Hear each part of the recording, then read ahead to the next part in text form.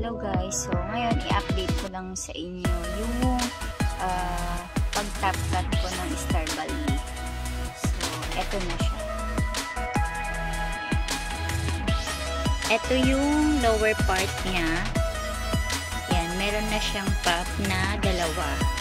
So, kung tama ako, parang after 5 months yata, after ko matop cut ko siya, may lumabas na pop after mga 2-3 months. Yan.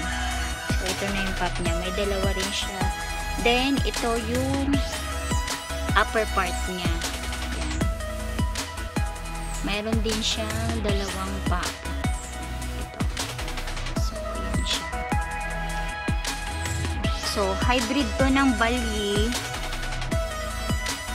So, hindi ko lang alam kung anong naging kapartner nito sa hybrid Star Bally yata ito.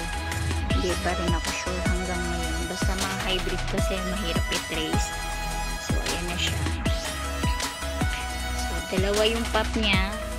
Parang may pagka-slow grow ang dating niya. Tapos ito. Pero ito, actually nauna ito bago ito nagkaroon ng pop. Pero parang mas malaki itong pop na to na nandito compared dito sa lower part ng top cut niya. Ito, huli na to itong mga to.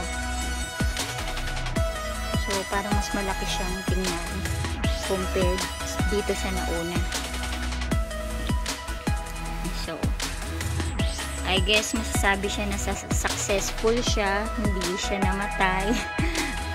Mostly kasi nakakatakot mag-top cut dahil nga either mamatay yung lower part or mamamatay itong upper part.